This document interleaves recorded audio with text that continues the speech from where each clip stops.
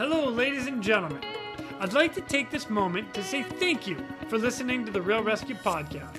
It means a lot to me that you enjoy these stories as much as I do.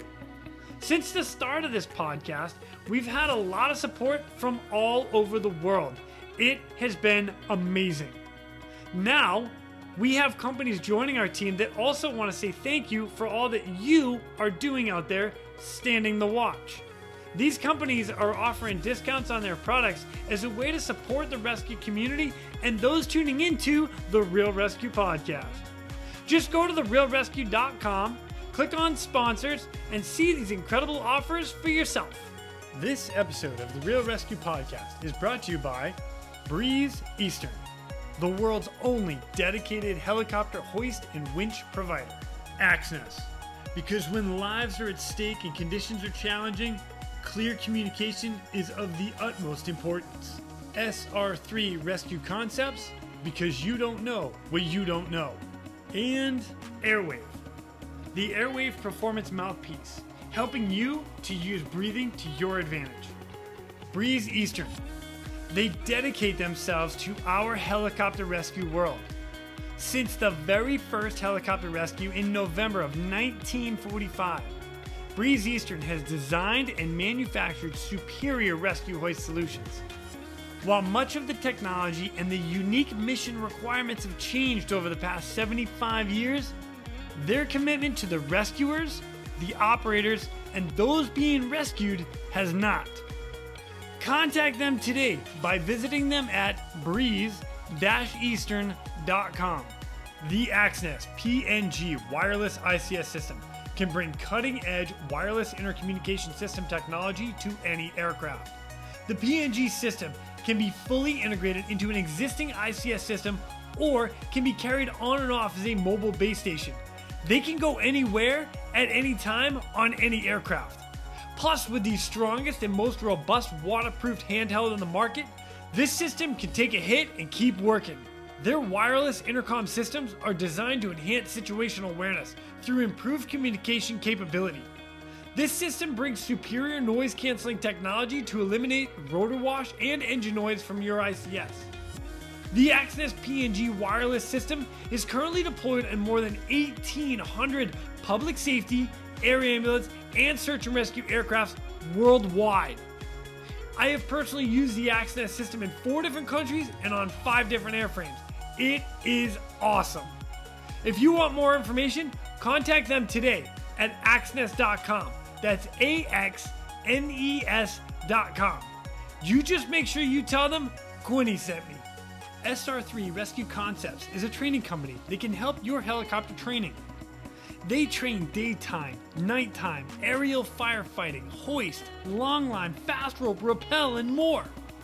They can assist your program with standardization and safety checks or just an FAA annual refresher. With the certified flight instructor pilots and experienced crew, they are ready to help your agency keep up to date with current techniques, rules, regulations, and equipment. Plus, right now, SR3 is offering 10% off anything in their web store with the promo code, all capital letters, Real ResQ, REALRESQ. Plus, they are offering another 10% from their partners Peterson and their equipment. All you got to do is send an email to info@sr3rescueconcepts.com, mention this podcast, and they'll take care of the rest. And Airwave. What if I told you that you could train harder for longer and recover faster just by wearing a mouthpiece? I know, I questioned it too. Then I gave it a try. The Airwave Performance Mouthpiece is a breakthrough in performance technology that is scientifically proven with over 15 years of peer-reviewed, published research at the Citadel to open your airway by 25% for improved breathing, resulting in a 20% decrease in respiratory rate, an increase in muscular endurance, and 50% reduction in cortisol levels post-workout. Now, what does this mean to me? Well, now I'm able to train harder, recover faster, and be even more prepared for when that SAR alarm goes off. You don't need to take my word for it. Try it yourself and see how you can use your breathing to your advantage. Go to airwave.com or visit them on Instagram at Airwave to learn more about it. Then, when you're ready to give it a try, because you heard about it here at the Real ResQ, you get 10% off with the promotion code Real ResQ, RealResQ.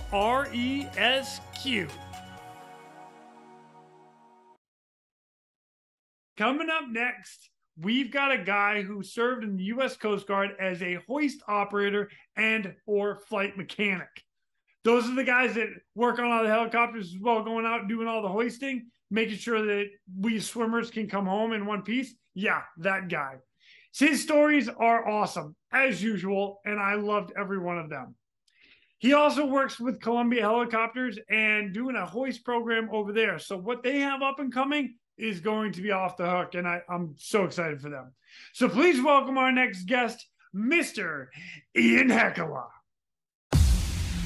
My name is Jason Quinn. I am United States Coast Guard Rescue Swimmer number 500.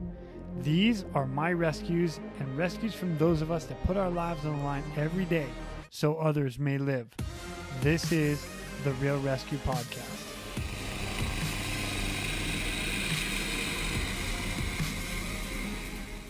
Ladies and gentlemen, welcome back to the Real ResQ. I've got a friend of mine who came on, and the greatest part about this is like, so Ian and I were together in Humboldt Bay, California, and we were stationed there, did a bunch of training flights, no missions together, right? I don't think it. Yeah, I know. I doubt it. Yeah, whatever.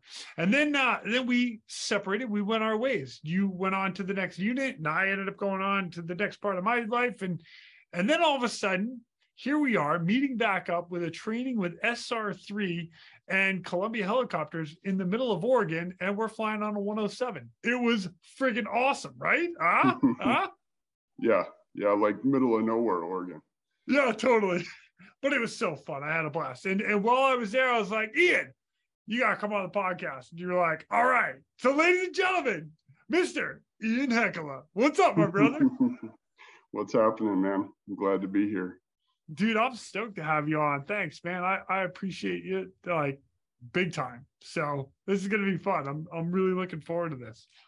So, yeah. I remember it a little different than you do. You were like, you got to come on my podcast. And Zach was like, yes. Just because I can't tell him I'm doing it because he's just going to make fun. But yeah. You know what? I'll help you kick his ass. Don't you worry. I got you. We'll get him. I love it. He's listening. That son of a bee. Yeah. I love you, man. I love you. Yeah, we're Twinkies. Yeah, we're twinning today. Yeah. SR3 represent. T-shirts all around. I know, right? Did we? No, we didn't. Yeah, it was that was one of the coolest things I've seen for a long time was getting ready for that training. And then I had no idea who was coming. And I saw that truck pulling through and you're in there waving. And I was like, who is, I know that person.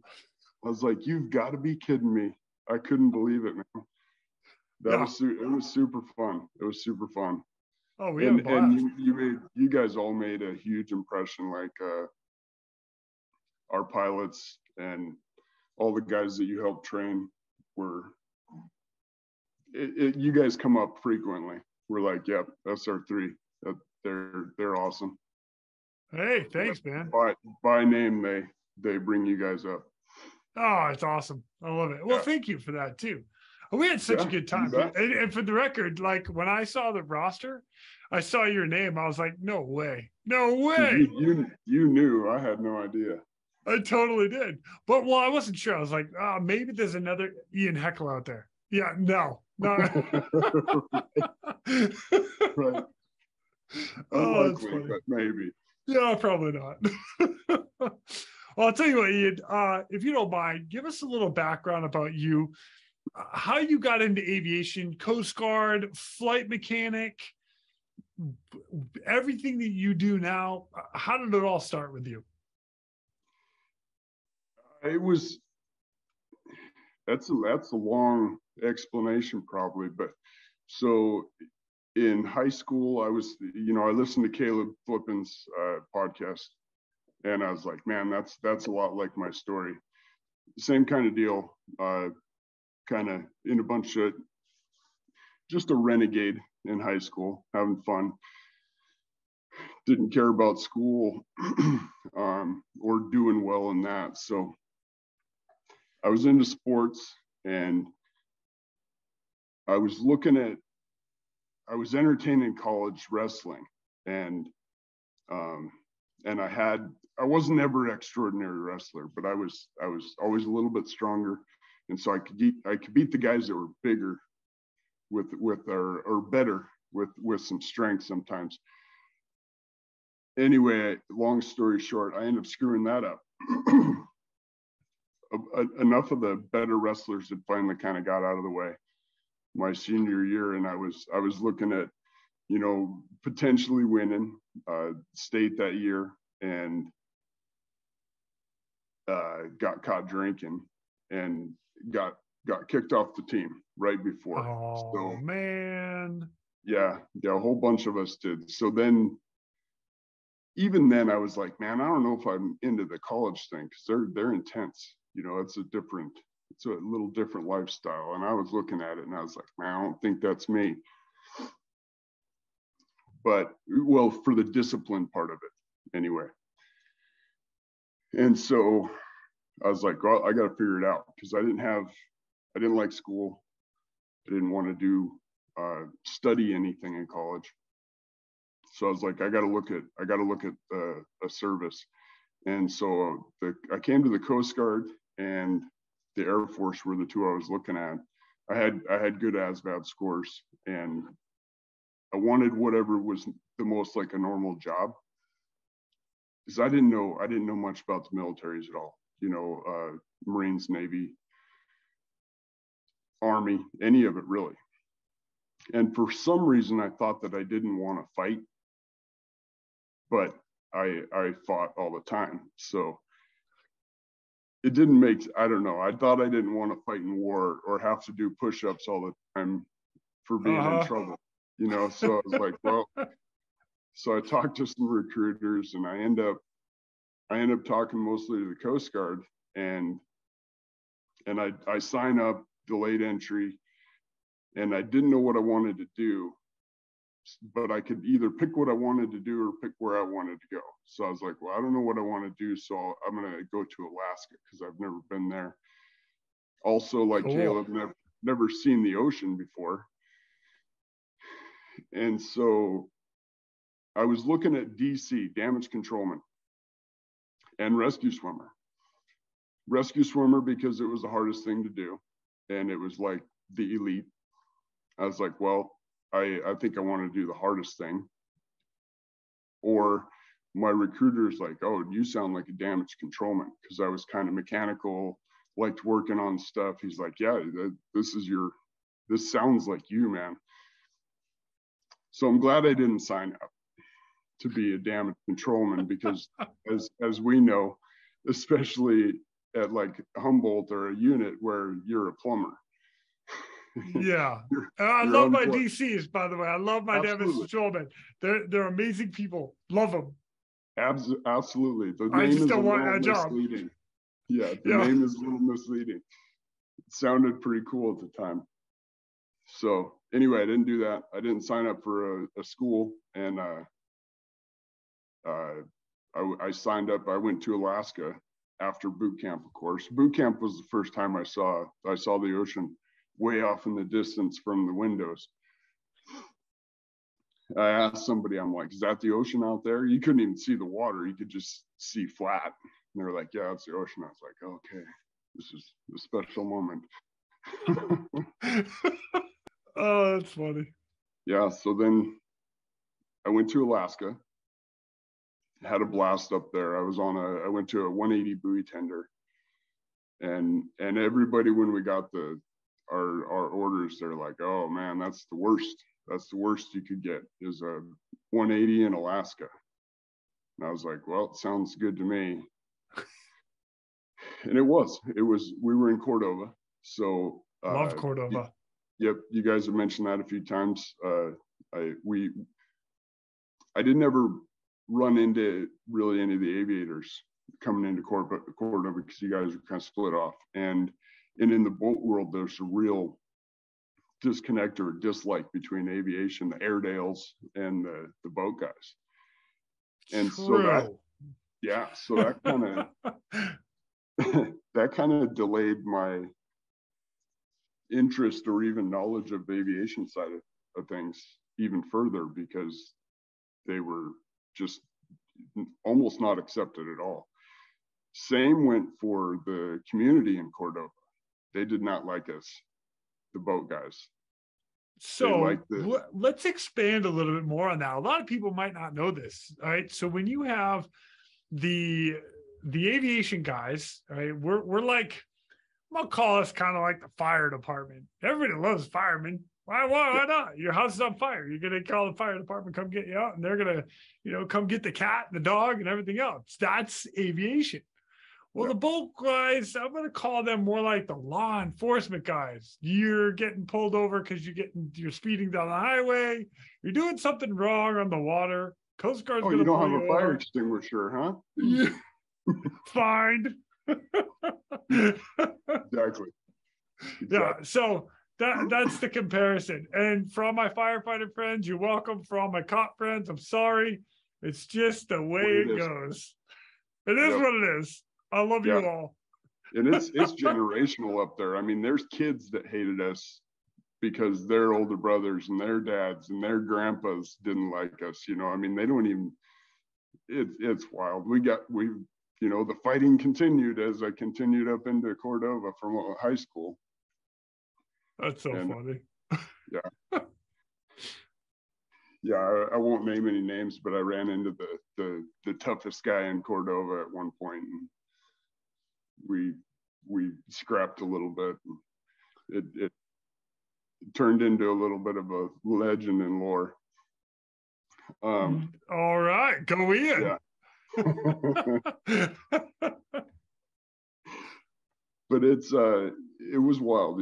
Cordova is crazy because they're like there's no roads in or out, and so we just had our little unit, and but we had fun. We had a blast. Anyway, we were doing aids to navigation and going out in the bearing and stuff in this bathtub of a boat. First time on the ocean, and it was a shocker. Like I'd never been seasick, obviously. And I thought I was going to be like immune to it or something. I'm not. Oh my God. You know what? Neither am I. It was rough. I wanted to die. It was so just hurting and and scary seas. We're out in like 20, 30 foot seas in this boat just rocking like crazy. And I'm like, well, it's been around since the 40s, so the boat's probably solid. I think we're safe. I don't know. It was an eye-opener. Everything was an eye-opener for the next like 10 years. But so I had a couple of first rescues. The first one with the Coast Guard, I was still excited about it, but it was not at all what I expected. And it was with the buoy tender. And I was a rescue swimmer on the buoy tender. I forgot about that. They needed a rescue swimmer. And I was like, well, that's one of the things I was going to do when I got in. So I was like, yeah, that's me. And it's basically you jump in the water, and if you don't drown, they're like, okay, you're the rescue swimmer. Oh, that's funny. But anyway, I was a rescue swimmer for a short time. And we get called on this. We get a SAR call, and they're like, yep, there's this boat that's on the ground, on the rocks, taking on water. And we're like, all right, let's go get them.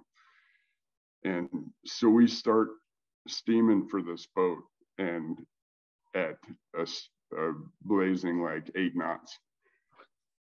And we're like, okay, when are we going to get there?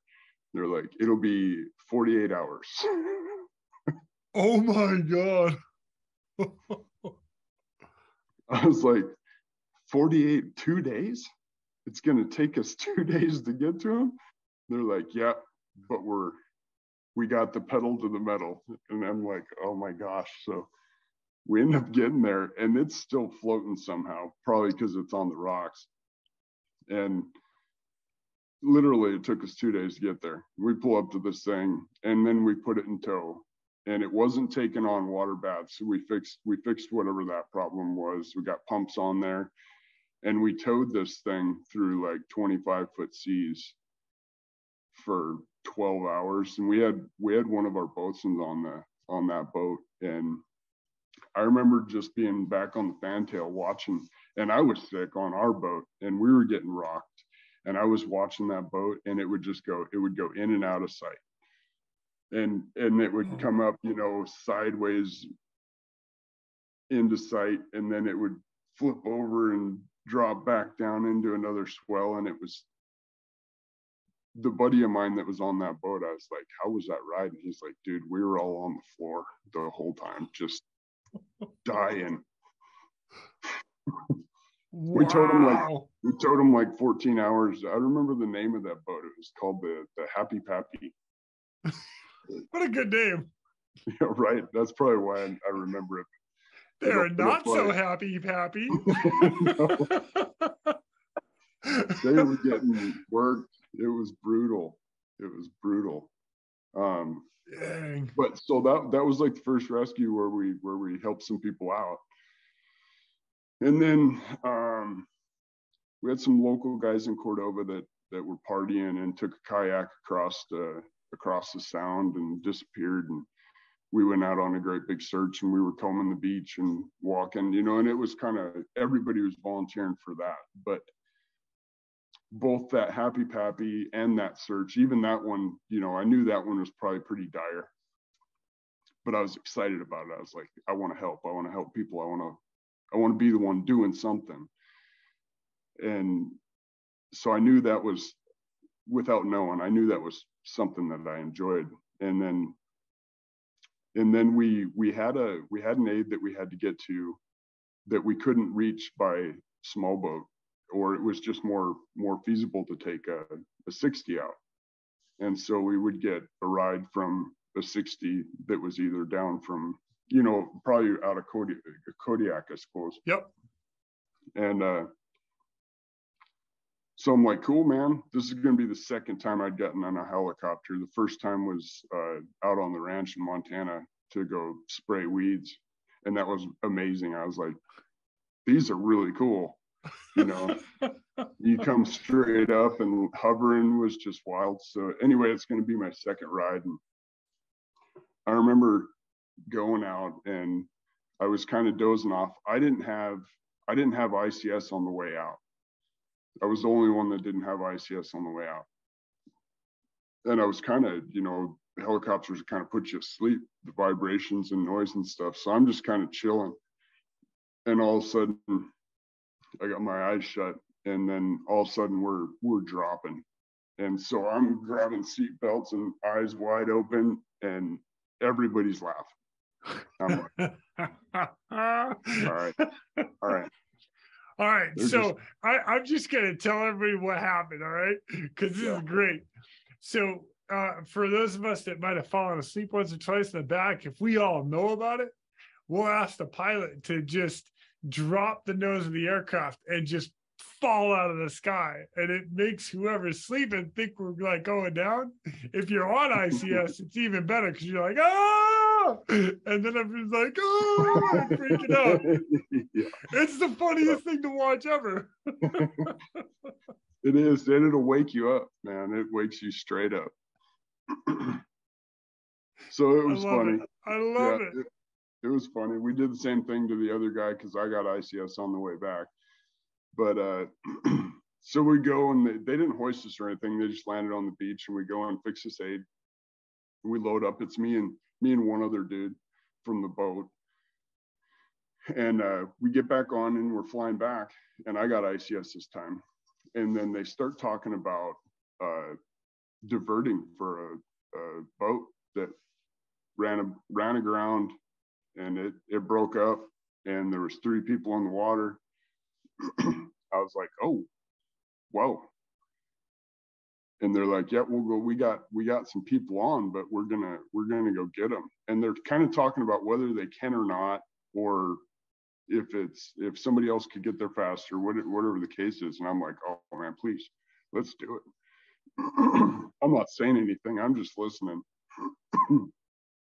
Anyway, we end up going and we hoisted 3 people out of the water and brought them in. And I remember seeing just the shock and relief and appreciation, and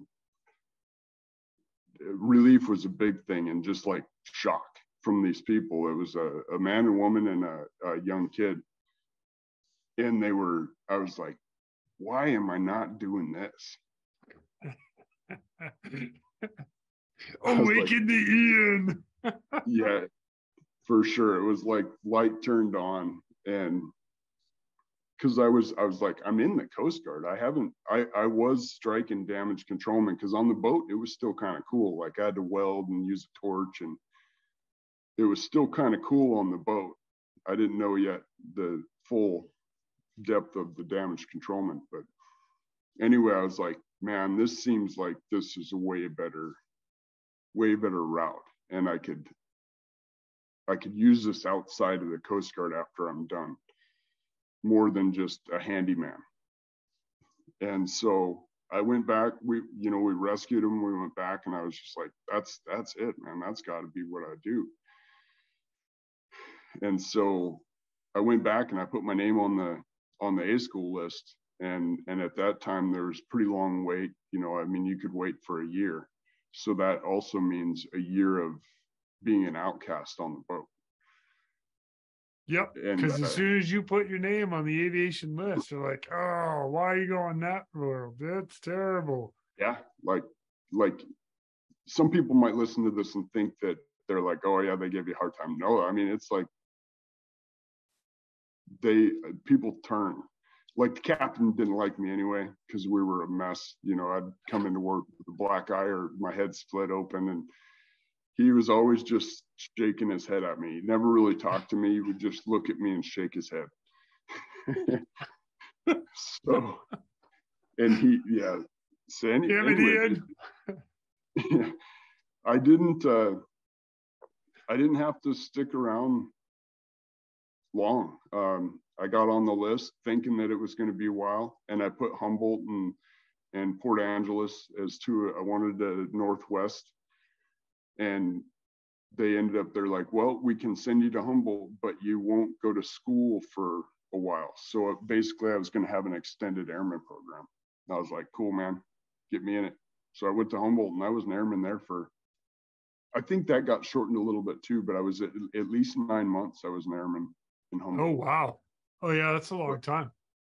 Because the original program was supposed to only be 4 months, and then, I guess a minimum of 4 months. You hit the 4 months and you go. Yeah, but it was cool. I'm mechanical, so it was a fit. I'm just naturally kind of a mechanic, and I've over the years I've kind of tried other things out, and it just fits me, and I work mechanically well. So as an airman, I got my like post-flight and stuff, which was kind of rare as an airman. And they're like, yeah, we're going to use this guy. So they got whatever they could out of me while I was there for airmen. Anyway, like, it's cool hearing your podcast, because I hear some of these names that I haven't thought about forever. And so I'll throw some names out there too. Please do. Yeah. Give Matt a shout out to everybody. Yeah, everybody that's been on here. And then some. Yeah, some guys I still keep in touch with, like John Jameson. Great John Jameson, love that guy. Yep, he'd be great to have on here. He's just a funny dude. Come on, John, make it happen. Super good guy. I'll talk to him. Steve Garcia was there, swimmer at the time. I can't remember the chief's name. I can't remember. Yes, dude. I can't remember the chief's name, but it was like Hoffmeyer or something. Who was? I don't know who was there. So I had Mark Berg. He showed up with me. I don't remember who was it there. was before him. But anyway, whoever the chief was, I ended up running into his daughter in Afghanistan. She was working out CrossFit there, and she recognized maybe my name. She's like, "Yeah, my dad was the swimmer chief there." I was like, "Oh wow!" And I remembered her. She was, like your girls, just a toddler. Yeah. But anyway, that's it was random. Chris Albies was there. Steve Rich. Yep. And so those guys, so I had to do my swim test. And this was another eye opener. I get in the pool with the flight suit and the boots and the helmet and the weighted vest and stuff. And I'm like, this isn't right. I can't hardly swim anyway. And I thought that I was going to be a swimmer at one point. And, I love it, dude. I love it.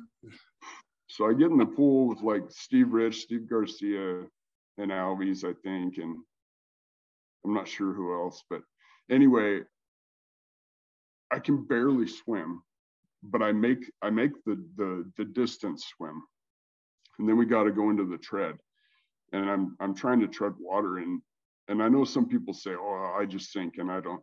I think there is some truth to that. Like I can get in the pool right now, and I'll sink. I just sink it. And I remember in boot camp when we had to do the tread water, and there's guys that are like visiting, and I'm like, I can barely breathe. I'm working the whole time trying to tread water, trying to figure all the tips and tricks I can out. And anyway, I failed my swim test in Humboldt. And I was by myself, I was there with just swimmers. And that was super humbling. I was like, I'm a fit dude. I thought I was going to be a college wrestler. I work out and I can't pass a swim test. Like I'm looking at all these other guys who have already done this, obviously, because they're flight mechs. And I'm like, I got to figure this out. And so like they helped me out. They taught me the side stroke, which I still to this day do. Love it, dude. Because it works. But they showed me some stuff, and they're like, you got to just calm down and relax. I'm like, well, I get that with like a run. If you're tired, you slow down a little bit and catch your breath. I said, but I'm already drowning. And I'm moving as fast as I can. I don't know how I can really slow down. Anyway, I had to work at it, man. I had to practice. I had to go to the pool and practice. And it was really humbling to fail that. And then, so anyway, I figured it out. And it was never easy. It never got easy to do the swim test. And then I would be in there with, what was his name? He was a AMT. I don't think it's going to come to me, but that guy could not move a muscle, and he would sit there and float with his head out of the water. There were a couple of those that, like, hey, yeah, some people have got it. I sink like a rock. Yep, special body, I guess. And I'm just working. And you get just a little bit of water in your mouth, and you suck a little bit in, and it's downhill from there. They had to pull me out of the water on that first failure. I wasn't stopping, but they had to. You know what? When I get one of those guys on here, that's going to be a rescue. That's going to be the story. There I was. Ian Heikkila in the pool. I had to come up behind him, cross-chest carry. Sir, are you okay, sir? I've got you. You can relax. I'm a Coast Guard rescue swimmer. Yep.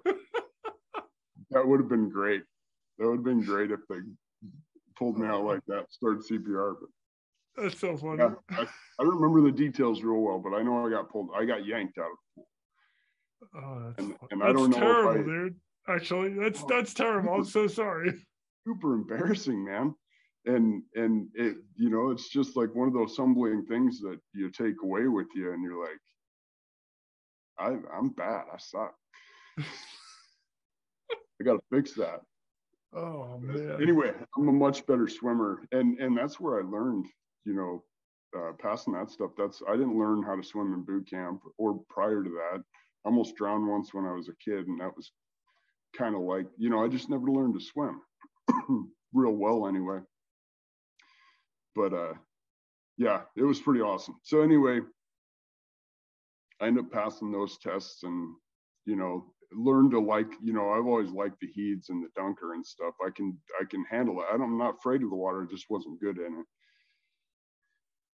it. And so we passed that, and then I went to Larry Santos. That's another name. He was oh yeah, good dude. Remember Larry? Yeah. Oh yeah. Dude.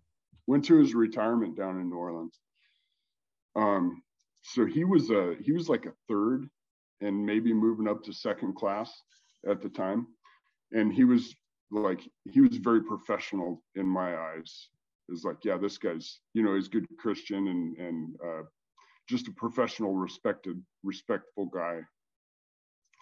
And he, before I went to A school, said, he goes, you need to be the honor grad. And I was like, okay, I don't know what that is. But he goes, you should be the honor grad at your A school. And I was like, all right, well, we'll see what that's all about. So we go to A school. That's pretty big expectations, like sending you off, just for the record. It was interesting, you know, like he's I don't think Larry makes many mistakes. He's pretty smart guy, and anyway, there was something to that, and I got it. I was the honor grad in our class. Oh, good for you, man. Yeah, and I was proud. You know, I'd always thought about that. Larry might not even remember, but I was like, that's cool. You know, he probably had a big influence on driving me to do that. Either way, it was just, again, that natural kind of mechanical, I call it a mechanical common sense that I have, and I see people that have that, you know, in the line of work I do now. And so you can make anybody a good mechanic, but some guys just kind of have it, and then you just have to deal with the attitude, whatever kind it might be. Well, I don't know what you're talking about. I mean, yeah, never mind. I've said a few times, I'll take attitude over ability, because you can teach ability. So anyway, went to A school, got through. I got to come back to Humboldt, and I was there for, I think, 4.5 years, and working with also Rochelle, who later became my wife, and that was kind of crazy, because we'd been together for like 4.5 years, and never dated, hung out a bit, were friends, but didn't, you know, there wasn't any real any acknowledged romantic stuff there at all. And then she was leaving. She got orders to New Orleans, which was kind of interesting. I think her and Clark Nygaard like traded. Oh, nice. That's funny. And he ended up going to Hitron. But anyway, so she gets New Orleans, and still nothing, you know, she's on her way out, and she's got like maybe 3 weeks, and we were hanging out, you know, just groups of people going and watching movies, different places, whatever. And we hung out up at my place one time. I lived on the beach up there by Dimitri and Clark, up on the Trinidad Head area. Big Lagoon. Yeah. Super cool place, just right on the ocean. Anyway, she comes up there. We had a movie night, some friends and stuff, and then her and I ended up just talking later, and it all kind of sparked off from there. And it was weird, because I was like, man, I love this girl, and didn't even really know it. Wow. And then does she know this, or is this going to be the first time she heard it? No, I was just kidding. She knows. All right, good. Yeah, but it was just wild. We visited, and then yeah, it was just crazy. It was things happened real fast. We both had other things going on, and so it was just a pretty interesting dynamic situation that happened real quick. We sorted things out, and she was leaving, driving to New Orleans, and I rode my motorcycle down to San Fran while she was on her way out, and proposed to her down there. And this is like 3 weeks after we first even talked about it. So went and stayed at the Marine Memorial Hotel down there, which is cool. Beautiful. And ran into Greg Gibbons there. He wasn't even with the unit anymore, but ran into him there, and a guy named Tad. I don't know if you remember Tad. He was a boat dude. Okay. Anyway, proposed to her down there on the Golden Gate Bridge. Wow. Oh, buddy. Yeah. Oh, you sap. I'm just kidding, dude. That's really nice. It was funny. Like, I'm gonna do it out in the middle. And I had my motorcycle. I had my backpack with a couple of wine glasses and little bottles of. She had a real refined palate. She loved Behringer White Zin. You like what you like. Oh my God. That shit is terrible. You know that. You know what? Remind me to make fun of her when I actually see her. Yeah. Oh, you know what? I'm gonna do it right now. That's terrible, girl. Come on. It's funny. But yeah, I proposed to her on the Golden Gate, and then we went our separate ways. She went to New Orleans, and I was gonna finish up. I just had like maybe 6 months left, and I was gonna relad from Humboldt. And so we left San Fran, split, and I had leave planned. Nobody still knew that we were dating, and which it had only been a couple weeks anyway. So then I took leave in August, late August. I flew into New Orleans on the 25th of August, and then we got married the next day. John and Emily, John Jameson was they were our witnesses. We just did it in this guy's like living room. It was crazy. Yeah. So we got married in this guy's living room, took some pictures, and everybody's talking about this storm, and they're like, yeah, people are leaving town. Emily's talking about leaving. John's like, yeah, I gotta stay. And I'm like, what is everybody freaking out about? I'm from Montana, you know. I'm like, we've had some storms, you know, like it snows a pile there, thunder and lightning storms. I'm like, why is everybody freaking out? And even Rochelle's like, yeah, we had a cruise planned for a honeymoon. She's like, I don't know if we can go. And I was like, we're going. What are we talking about? And so we end up being able to get on the cruise, and people are bugging out, leaving New Orleans. And we leave, and she's glued to the TV. Well, because it's Katrina. That's the storm that everybody's talking about. Oh yeah. And Here it comes. I still don't have a clue. I just want to go party and have my honeymoon and enjoy my new married life. And Rochelle's glued to the TV because she had bought a house in New Orleans. She didn't know if like certain insurances had come into effect yet because there's a grace period, and she can't have any fun because she's just sweating it and worried about the house and you know, life. Yeah. Oh yeah. And so we go out, we head out in the Gulf on the cruise ship. We're passing Katrina as it's coming in, so we're getting rocked, and everybody's sick. There's people puking in the hallways. It was like a horror cruise. Oh, that is terrible, man. I'm so sorry. And here's me down at the bar, like with 3 other people, just trying to have a good time.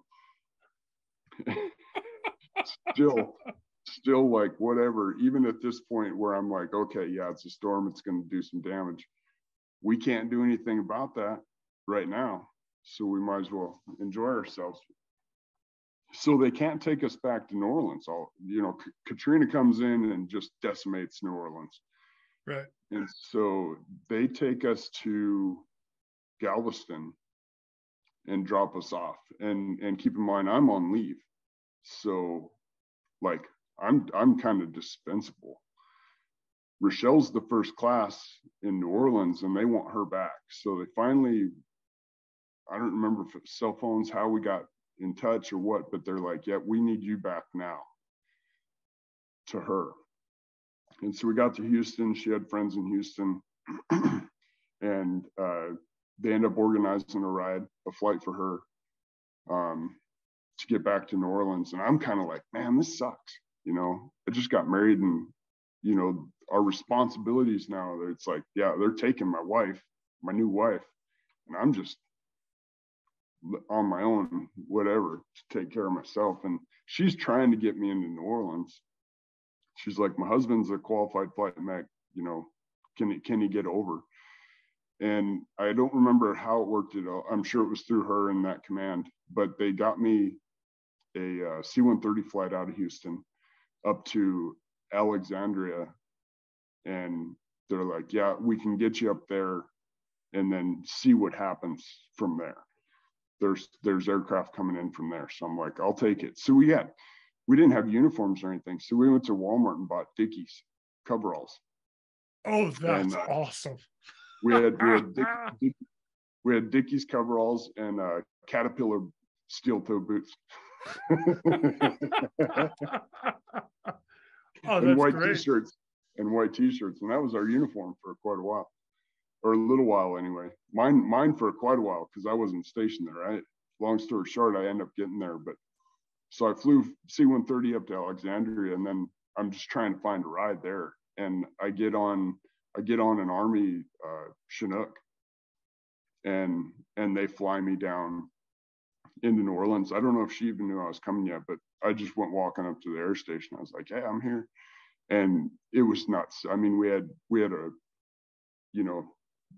a constant flow of aircraft in and out of there, just ripping through. And then they would pull some into the hangar, and we were doing inspections on some of them and just cranking them out 24/7. People are just getting smoked. There's hundreds of people there, more than what's usually there. I'm running into people. Everybody has just kind of got that 1,000-mile stare, and they're just working. And the hangars tore up, the city's tore up, everything is just, it's wild. But the Coast Guard is just cranking. And I was like, this is cool. I was so like, you know what, can we, I want a little bit deeper perspective on some of that.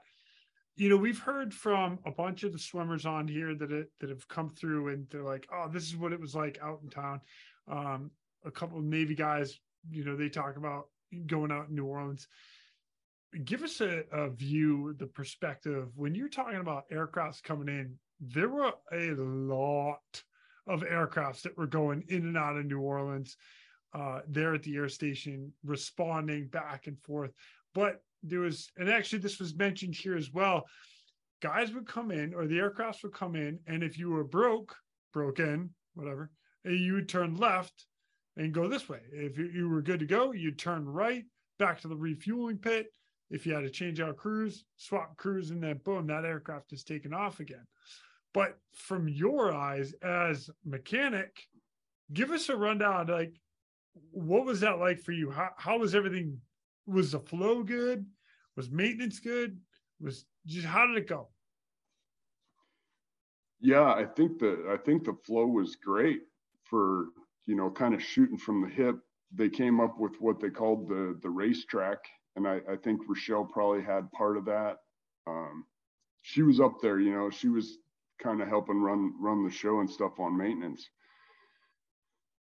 But I think, at the time I wasn't judging it at all, but in hindsight, I think it was all great, because like we had a couple of wheels up landings, maybe a couple, one or two, which was no real big problem. It was in soft mud and stuff, but we didn't have any crashes. We didn't have any mid-airs. Yeah. There was no lights on in town. A lot of the infrastructure that supports flight and aircraft tracking and stuff was gone. And it wasn't just the Coast Guard there. You know, there's the Guard and there's civilians, and right. We didn't have any on our side anyway. We didn't have any crashes, and that's a testament to how smooth it went. As far as maintenance goes, you know, I've seen this a few times where things just change, dictated by the situation. And this was one of those where maintenance changed a little bit. And to meet the needs, things were abbreviated a little bit. Not unsafely, right. But everything was expedited. And efficiency was huge, and it worked great. I mean, that's great about the Coast Guard is you can go anywhere and work with people, and you have those standards, and that's military across the board probably is. That's why these standards that we sit and talk about how stupid they are when we have to learn them. But when you it's just like training. You fall back on your highest your level of training, and that's another example of that. I mean, we were able to operate with people that we didn't know or hadn't worked with before, and we were working at the highest tempo that I'd ever seen. Yeah. And I was, you know, there was still definitely a core of the New Orleans people that were stationed there. I was outside of that because I was on leave. Nobody knew me at all except for Jameson was there. And then I ran into other people from other units that I'd seen years before. And it was crazy. It was neat. It was really neat to see. And I was like, this is why I wanted to do this. I mean, we're moving and shaking. It was really cool. And it was, you know, it sucked too. There's some funny stuff about it. Like we lived in like camper trailers, and I wanted to still be with my wife. You know, I wanted to have fun and listen, newlywed. Yeah. And I mean that got yanked from us, you know. So yeah, she was super stressed and overwhelmed with work, but we did. So then we kind of made this camp with all these trailers, like camper trailers. And we had, I don't know if there was like 6 to 8 guys in some of these camper trailers. And I think I had one night in one of those. And then they moved me and Rochelle to our own. Aw, look at that. Dude, these guys, like all the thirds and seconds and mechanics and stuff, they were looking at me like, who in the heck is this dude? Because I'm a third-class pilot. You know, Rochelle's a first class. But they're looking at me like, what? How does this guy rank? Like, they didn't like me even more. They came around, but who's this guy wearing Dickies? Got his own camper. You don't even know. Don't worry about it. All right. Don't worry about it. Don't worry about it. So that's funny. I was so I just got to do maintenance for a little while. And like John Jameson, I think he had over 100 hoists. You know, these guys are just cranking. Swimmers are breaking through rooftops with axes and wading through bodies and water and seeing it going. I did do some flying, and seeing it was just insane. Like there was water for weeks that was to the rooftops. Yeah. And it was the first time, like, we're usually looking for people. Well, there was plenty of people out there to see, but they weren't the ones we were looking for, you know? I mean, like, we were passing up people who had already passed and looking for survivors. And it was just such a wild scene. You know, I have some video still from, I don't know where it's at, but we took video of some flights and stuff. eating MREs, hot, everybody had their Camelbacks. They were issuing those, and it was just nuts. Well, did you by any chance do any rescue hoists itself, like when you went out flying? I did for Rita, which was I think it was a week or two after Katrina, maybe 3. Yep. So I was grounded when I was there on leave, because I broke my shoulder mountain biking in Humboldt. That's right. I did know that. Yeah. So I get there and I'm kind of healed up pretty much, and I wanted to work. So I was like, yeah, I need to see Doc and get my wings so I can go and get in on this. And so I get an appointment, and the doc is like, yeah, he's looking at my chart, and he's like, yes, kind of a rough injury. Are you sure? How are you doing? I said, I'm good. He goes, can you do this? And I said, yep. Can you put your hands up? Yes, I can put my hands up. Okay, you're good. Yeah, let me sign you off. Yeah, he's like, all right. He's like, well, can you do a pull-up? I was like, yeah, I can do a pull-up. He's like, okay, he signed me off. Got me airworthy again. Cross the T, dot the I, little signature, bada bing, bada boom, yeah. We're done. I'm flying. It's obviously way more in depth of a checkup than that, but in this scenario, they needed people, and he trusted me. He's like, "Are you good?" And I'm like, "I'm good. You can pick your hands up above your head. You're good."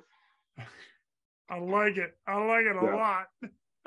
So I'd kind of missed out on the hoorah hoist wise in Katrina, but I was there for the support on the ground and stuff, and that was wild. It was uncomfortable, super uncomfortable. But we still had, even I looked at it and I was like, we still have food, and we got, when we got trailers, we had air conditioning.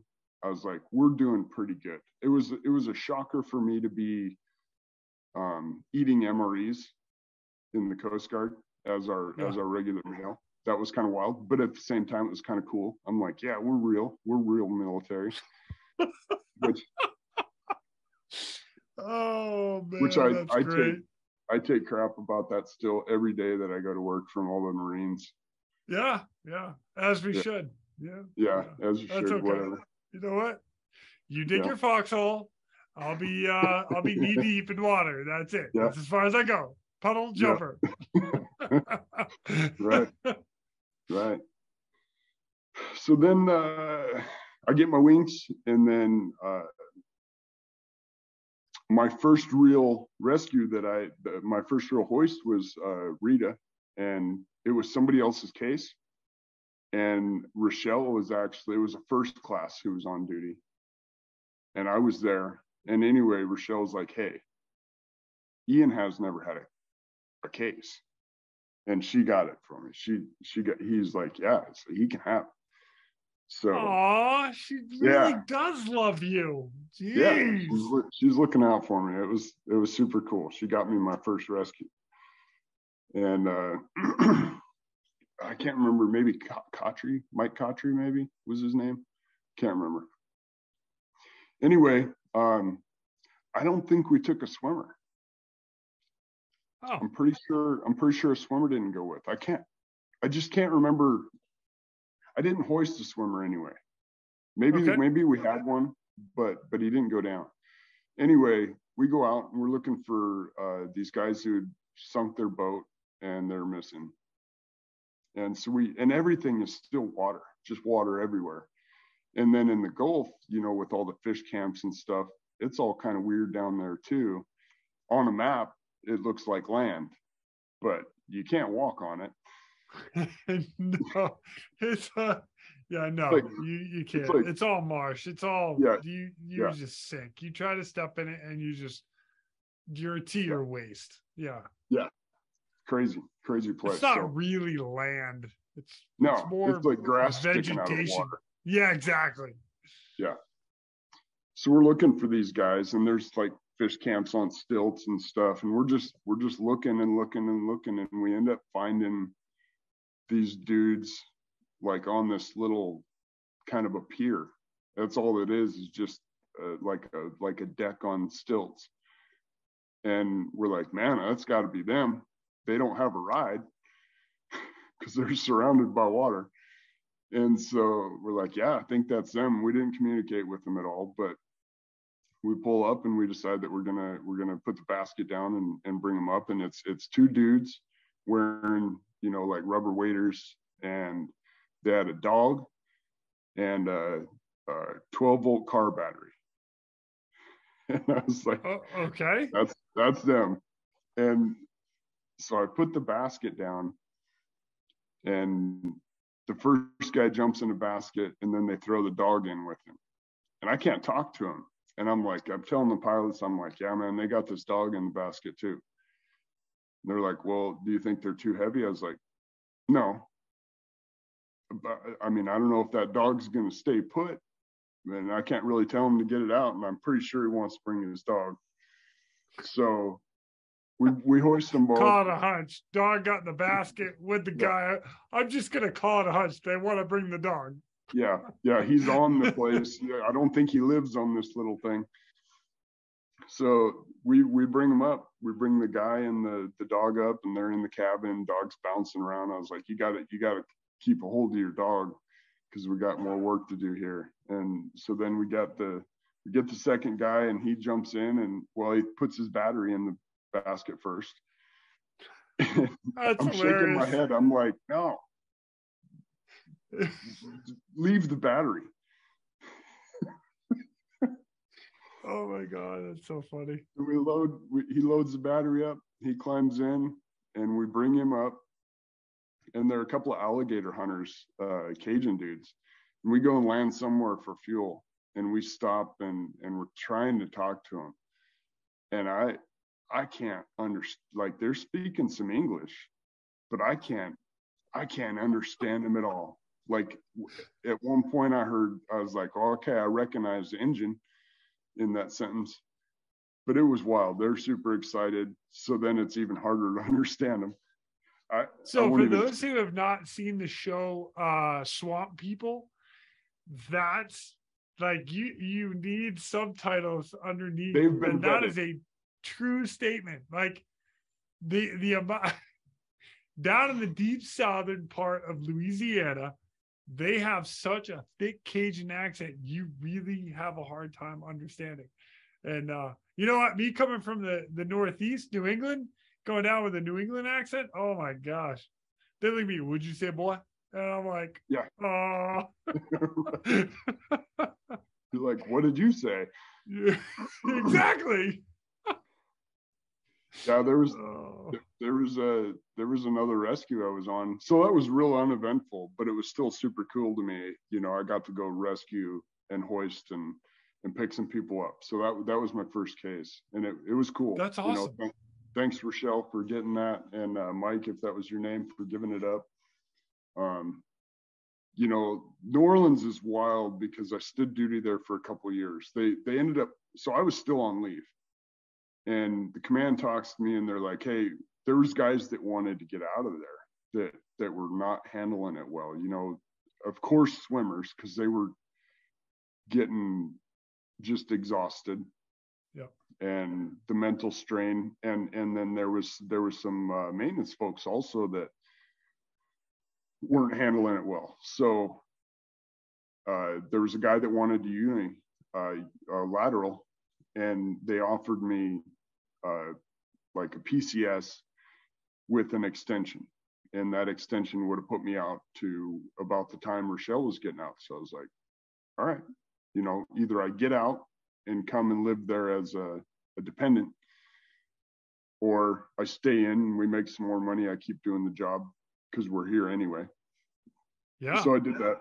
Yeah. So I did that. I extended. I went back to Humboldt for a minute, got my stuff, and headed back to finish out my time in New Orleans. But so Rita happened. I got that hoist, and then like when I was stationed there standing duty, it was wild. Like Flippin said, we'd bag out a crew or two sometimes, like daily. And wow. it's crazy because like you're getting hoists, I hoisted and hoisted and hoisted, but it's not like, you could do 100 hoists in New Orleans and never get an air medal. And you can do one hoist in Humboldt and you're a rock star. Right. Just the conditions. You got the sailboat with 40-foot mast and 30-foot seas out in Humboldt in the fog. Yep. It's the real deal. And in New Orleans, like I picked up some drunk dudes that ran aground one time. We went out to get this boat, and I didn't know they were partying or what going out, but we go find them and we fly over them, and they're drinking and cheering. They're like, yeah. I was like, oh yeah, these guys are having a good time. We were their ride. We were basically their Uber that day. Oh God. Stuck. But it was cool either way. We hoisted them up. They were just having a blast. I was like, you can't bring your beer up here. They were trying. You could have charged them. I'm just charging for the ride. I'm just saying. Yeah. No, that's not what we do. I can't say. Well, I won't say what really happened. Oh, perfect. A bunch of stuff just keeps popping into my head. Another case that we had was with remind me, Kurt Peterson. There was one that I was gonna that's one that I still think about frequently. But back to the Cajuns and not being able to understand them. They were out. We were looking for some Cajuns in a shrimp boat, I think. And I was with John Rice. John? Oh yeah. Yep. Super good guy. Great guy. I like John a lot. So I was going out with him, and we're listening to people on the radio and trying to hail this boat, and we can't tell if it's Koreans or Cajun, like talking on the radio. Oh my God. Can't even pick which language it is. But anyway, we find the guy. It was cool. And a lot of this stuff is we're just doing over and over and over again. But it was just a hoist to a small platform on a boat. Somebody was some medical emergency. I think we put John down. I put John down on the roof of the superstructure of this little 50-foot boat, and we loaded somebody up, brought him up, got John back. He treated him. I think he did a lot of work down in Katrina.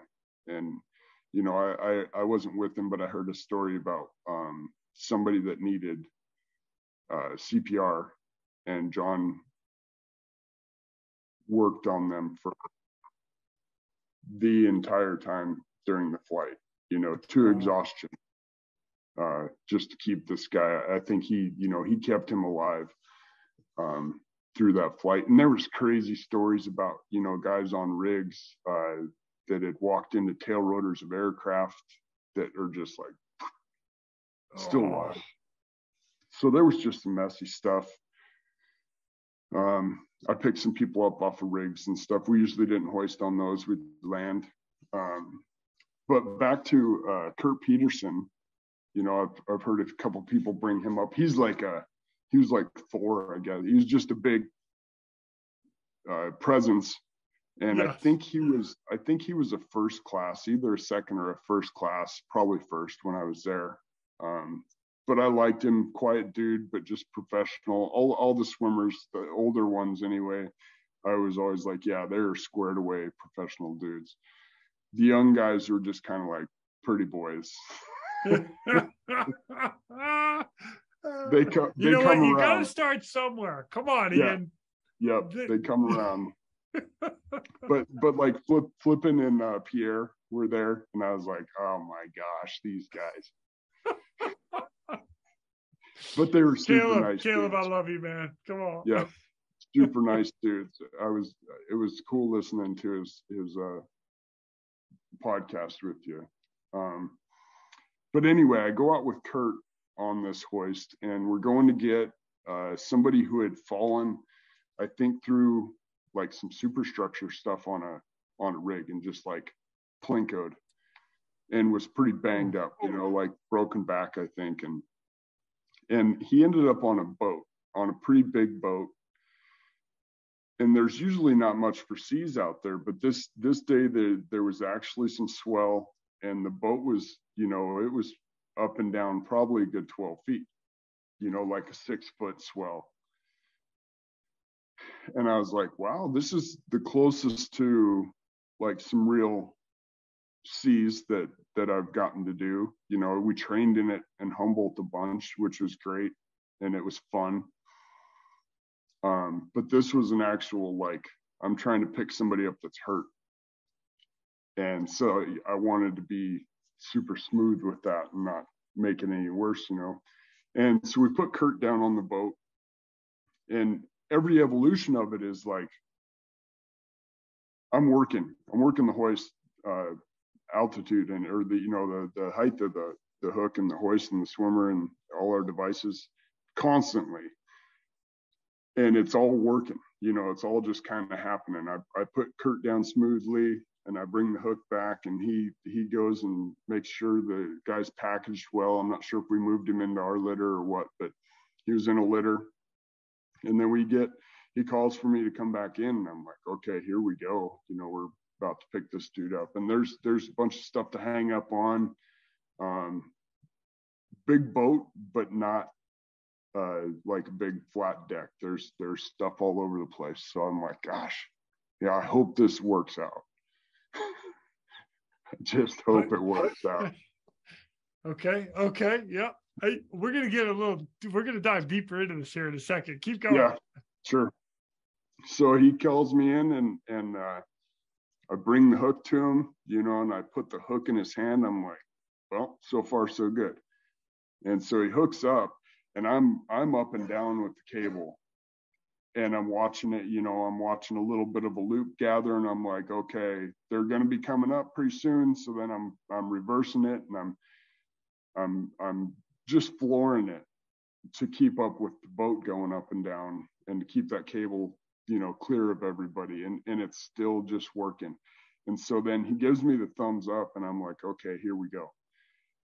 And they're just starting on their way down, and I had some slack. I was like, okay, I need to ride another one of these out. So I let them go down, and they're coming up, and I can see a little loop of slack, and the boat's coming up.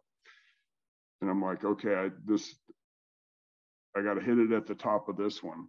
And by the time the boat was about to drop out, the slack just straightened up, and it just effortlessly, you know, smoothly just came off the deck, and the boat dropped away from them, and we backed off. And I was like, yes, dude, that's awesome.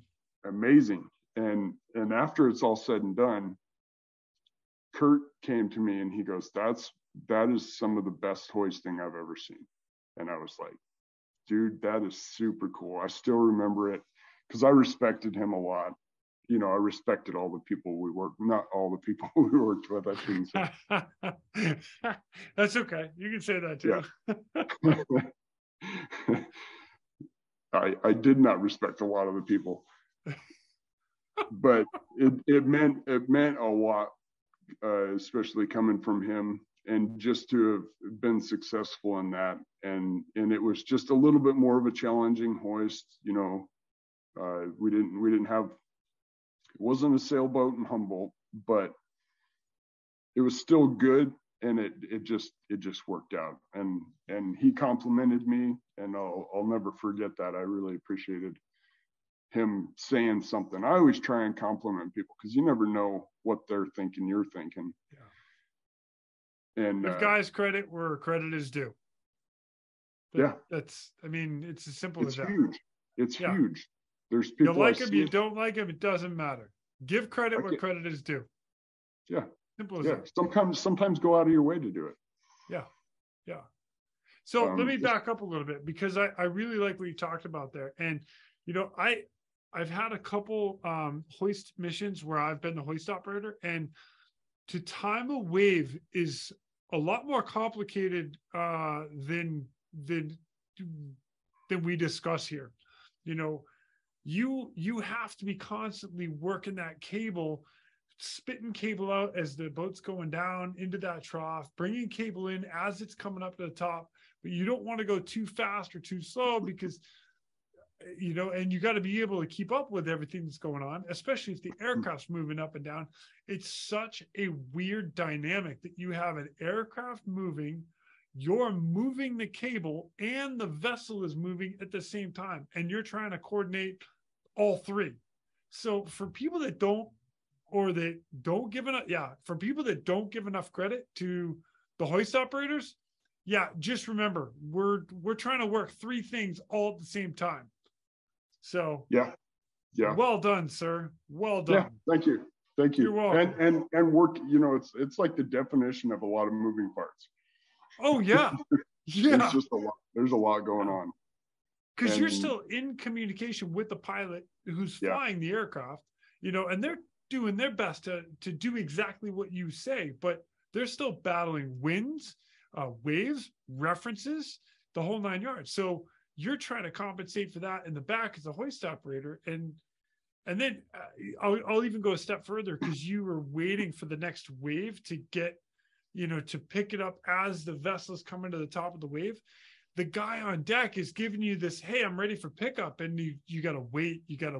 And you're doing your best not to jerk anything off the deck. And the guy on the ground's like, what are you doing? And, you know, oh my gosh, that's where wireless communication comes in. It's amazing. But anyway. Right. Yeah. We got some of that thanks to you guys. I don't know if we purchased it yet, but shout out to Axness. We're totally trying some of that out. Hopefully I'll have it for next week's work. Good. Yeah. So good job. That was dude. Cool. I'm gonna leave it in it, like, solid. Yeah, that's, you know, like, that's one of the ones that I remember, and I don't even know how many times I hoisted it. It was quite a lot down there, and I don't remember much of it. But I remember, you know, being out with John. I remember the first one. I remember, and the reason I don't remember a lot of them is because they weren't real extravagant.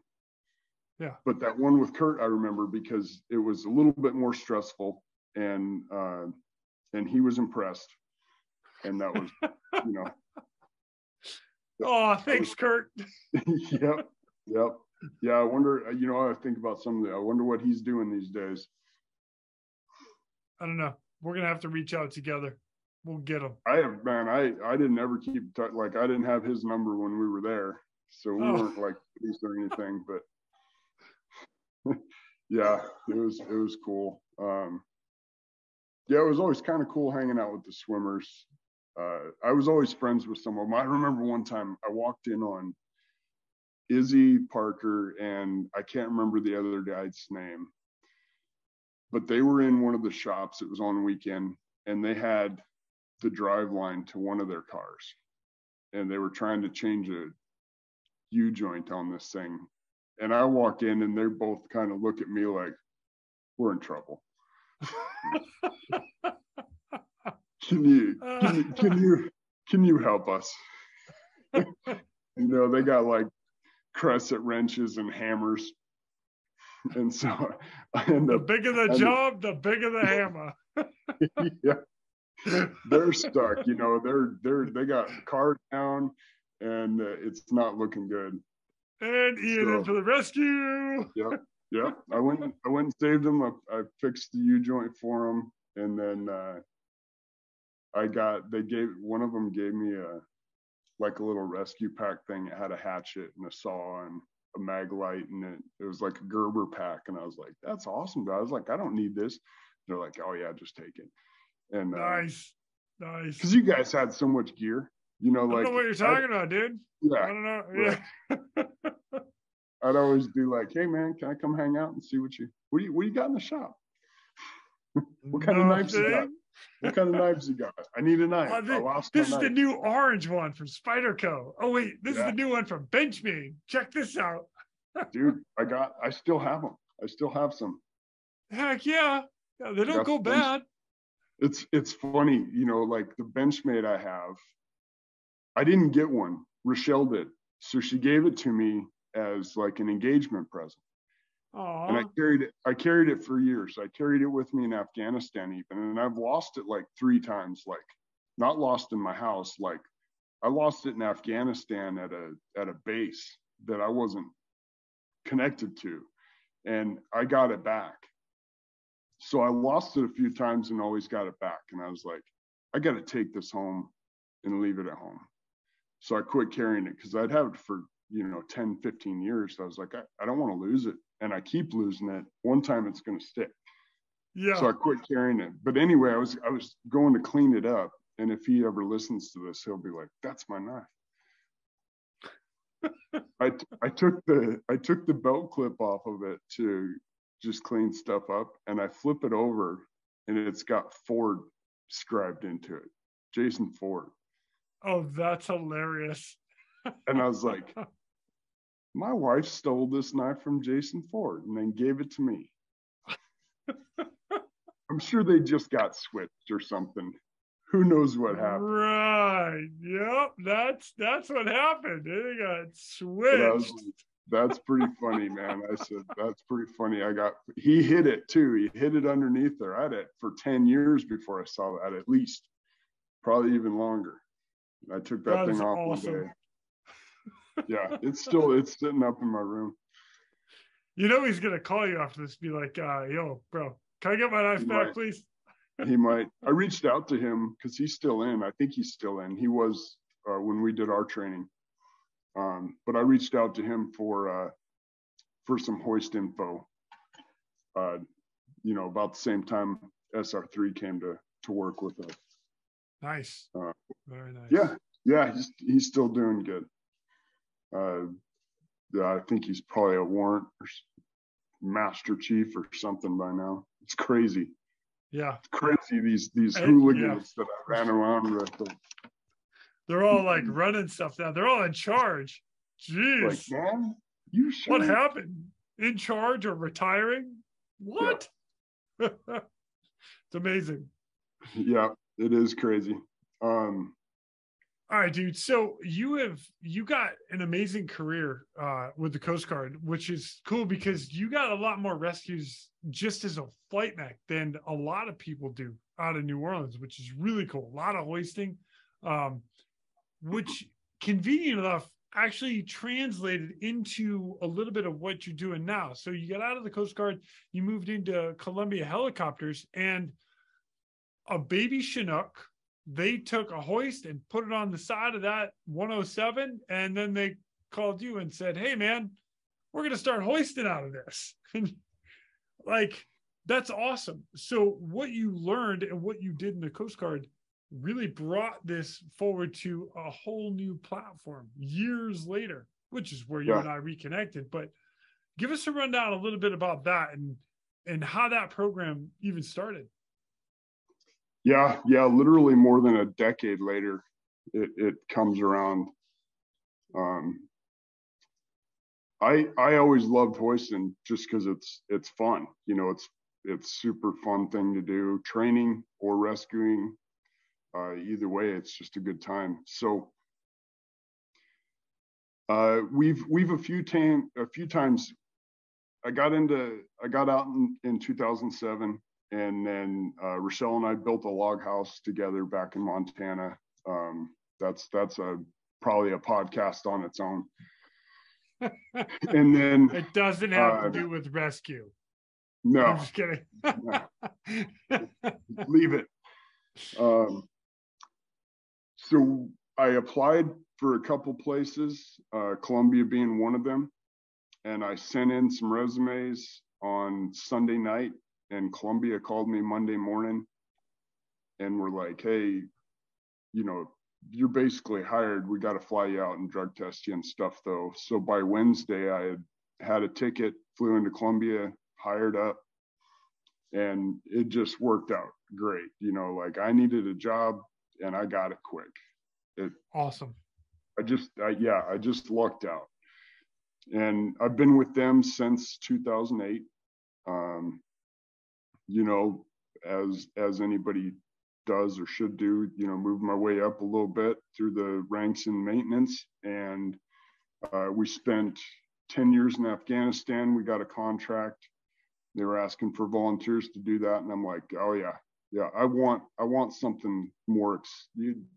I want the most exciting stuff we can do. And that seemed like it at that time.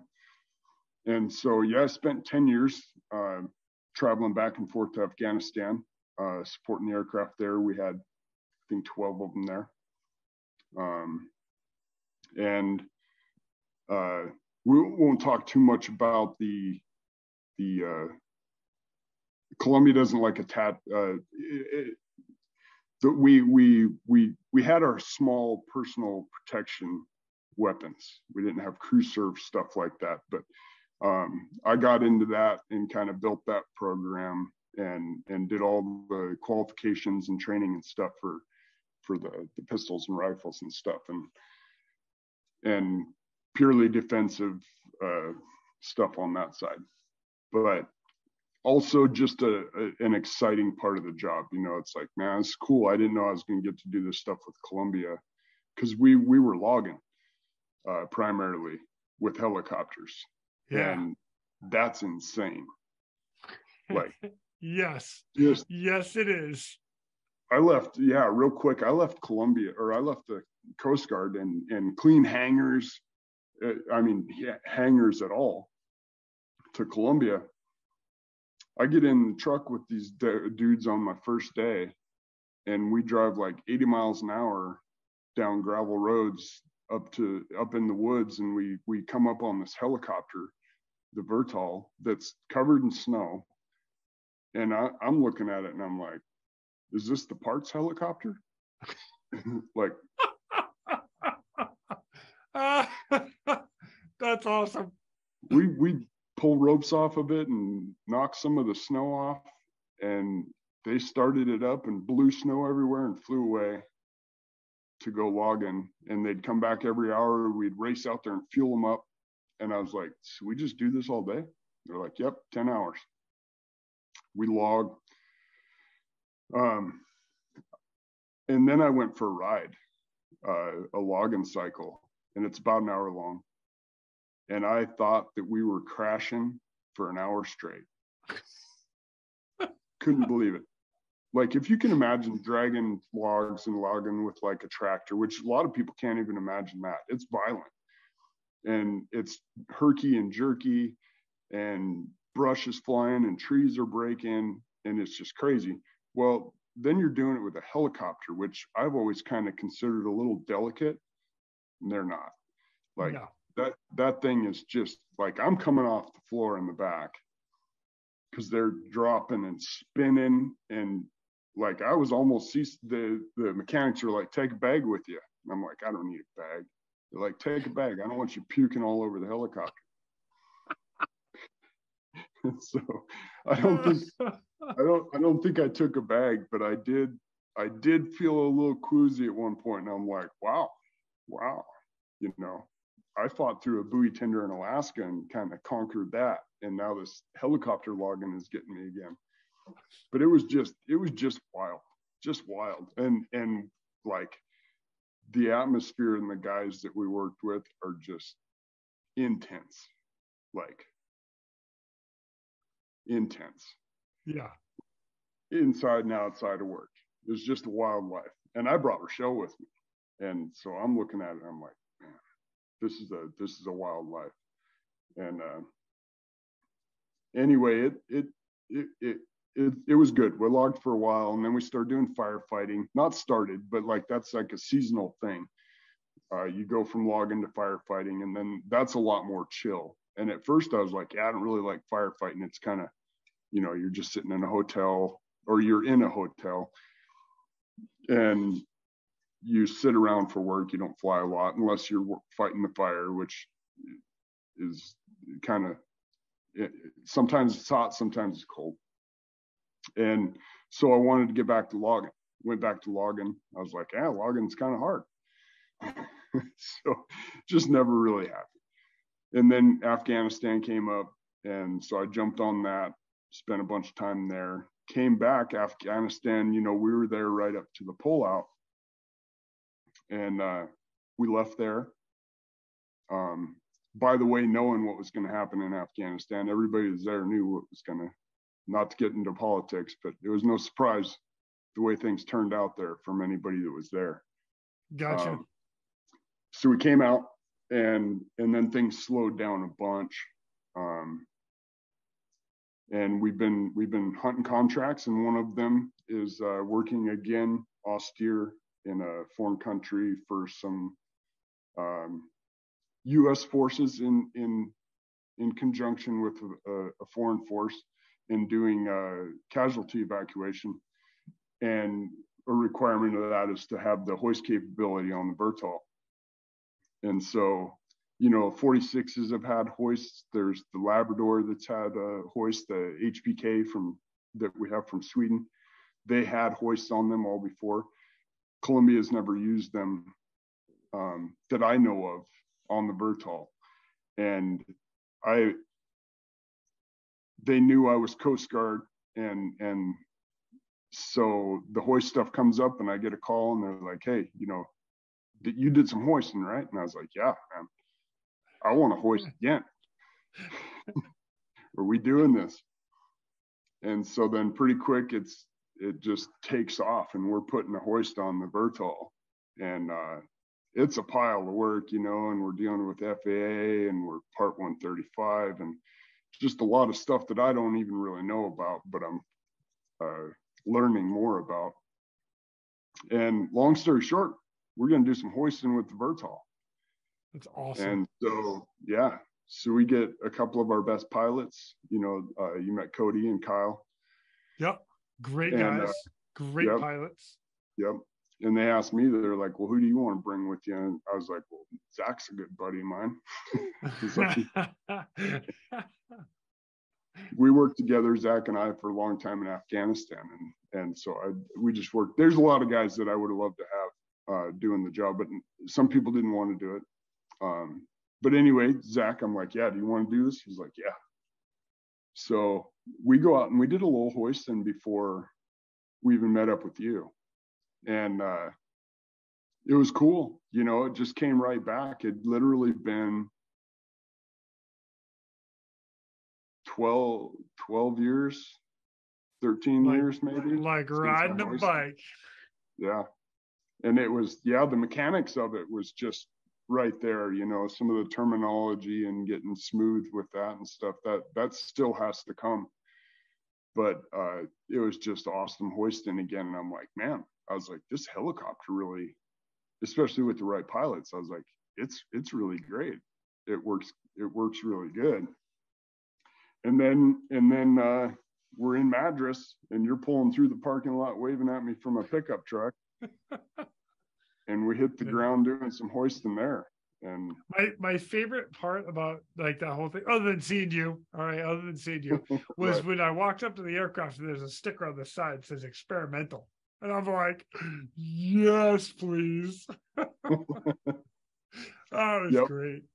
We had a good time with that, though. And, the only thing I really want to touch on with that is, we came back to the basics and really, in the class, we go through all the SR3 methodology and their way of doing stuff. But, when it came to you and I, it was like you and I had never missed a beat. Picked right back up. All of our training flights that we had done years prior. It was like, yep. Hand signals and how to do this and how to do that. And just, right. Yeah, it was awesome. Like, again, we never missed a beat. It was good. Yeah. Yeah. So, it's awesome to see examples of that, stuff that you've ingrained with training. Yeah. Just come out. And it's just a reality that stuff, our brains and our bodies are pretty amazing what they retain, and you can pull back on that. You don't even know it's there anymore. Yeah, super cool stuff. I want to get out and do some work with that Vertol. Glacier was flooding this year, and I saw, I don't watch the news really, but I saw that there's a bunch of people stuck, and I was like, man, we need a Vertol out there. Let's go. Loading people up and hoisting them. Get this thing on the news. So one of the things that was really cool about like the fact that you guys just put a hoist on that is the option. Now all of a sudden you've taken this great platform for logging, for firefighting, for this, for that, and you've now created it as a rescue platform in one way or another. So if you're out firefighting, you've got guys on the ground and you guys are the only asset in town, dump some water, roll back in, hoist somebody out, take them to a medical facility. I mean, it's just like we got 16 firefighters that are stuck. Be like, we can get them all in one shot. Yeah. Just sit there and hoist, boom, pull out and go home. Like, that's awesome. Yeah. It'd be great to, I want to utilize it. I want to do it. Your training's fun, but I want to just get and do it again. And I think about that sometimes. I'm like, is that kind of silly? Am I getting a little too old for that? Which probably not, but no, absolutely not. Because I'm not too old for that. And if you're too old, I'm definitely not too old. Yeah. No, we're good. We're good. Yeah. I'm not ready to hang it up yet. Come on. No. But it's just been fun. It was cool reconnecting with you. We hadn't kept in touch at all. So that was super cool. Met again some awesome people. Shout out to Dave Callan and I didn't get Rob Monday. Rob, super good. I met him briefly in Madras when we were hoisting, but then we brought him out to do some of the medical air ambulance stuff, and he was a rock star for that. And then we had Dan Concetti out with us. Love Dan. Yep. Yeah, I didn't get to know Dan real well. We had a few days there, but squared away, dude, definitely taught us some stuff. It was just cool, man. It was cool hanging out and hoisting and seeing the gear. And another thing that stood out to me was, you said it. You said, when people say we've always done it this way, and you said, no, we haven't. It drives me up a wall. Yep. It's like we evolved to this by not doing what was always done before. And people get stuck in that. It's like, no, we haven't always done it this way. And there was some things that have changed that you guys brought to the table. And I was like, cool, man, we need to be open and find the best, smoothest way to do this stuff. And that's what I want. I want the best stuff. I want the best policies and procedures. And we picked some of that up. And I hope we link up again. I hope we do some more training. Oh, me too. Get you guys out again. I think we should, because we're going to have a whole new group of people. We'll see what jobs pop up, but got to train some people up. I'm a phone call away, buddy. You just pick up the phone. Boom, I'm in. Right. Yeah, for sure. Yeah. Heck yeah. Sure. Dude, Ian, this has been awesome, dude. I appreciate all this. Before I let you go, I got one more question for you, and that is, with everything you've done, like Coast Guard to Columbia Helicopters, you've been around the world. If you had some advice that you would pass on to either younger guys or guys that are still in it now, what would you tell them? I don't know how much it pertains. I guess it probably pertains to just life and rescues as well. But I just a few days ago, I got some advice from a guy, super good dude that I do a little trucking work for. I'll jump in a semi and drive a little bit on my off time. It's kind of course you will. It's kind of a fun hobby. I like driving a big rig. And I love it. Anyway, I've screwed a couple things up there, and tore up some tires and another truck one time, and just had some accidents that let's not call them accidents. So we'll say incidents. Okay. That to me are like, man, I screwed up.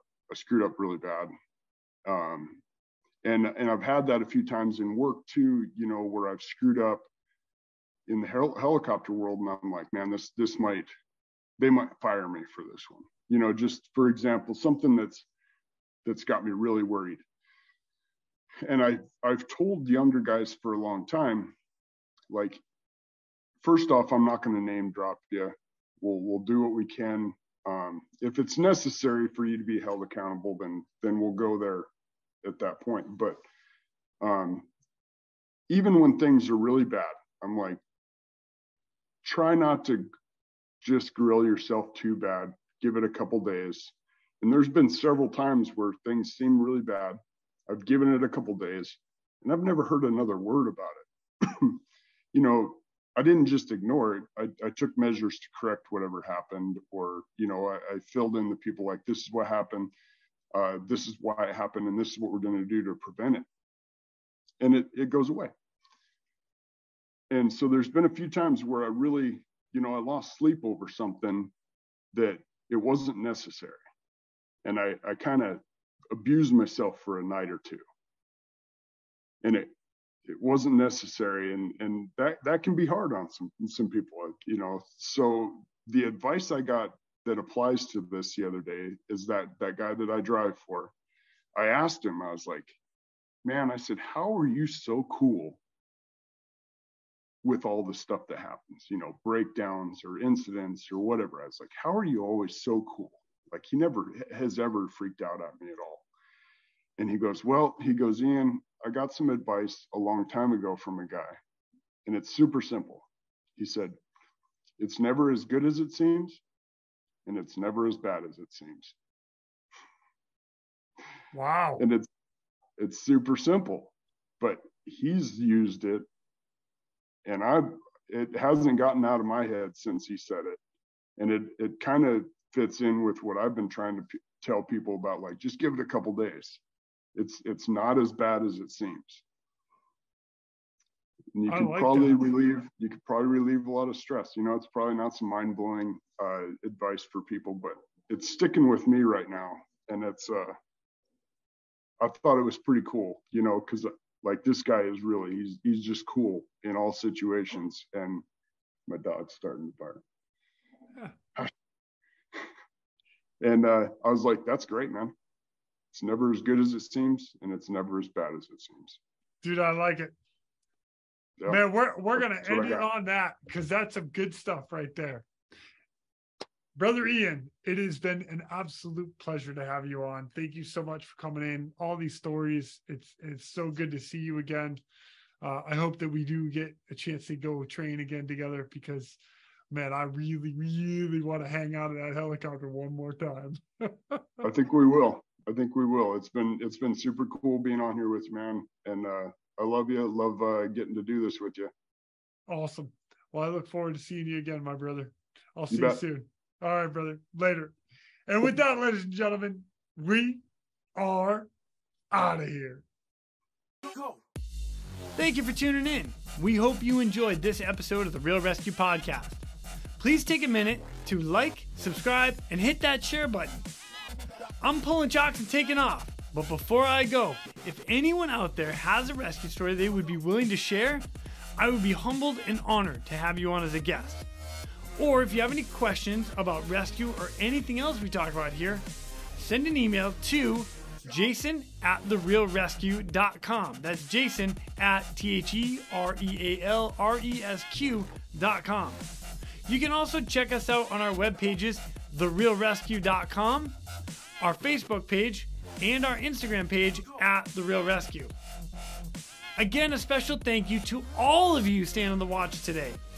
Always remember, when that SAR alarm goes off, those in distress are praying for a miracle. They are going to get you.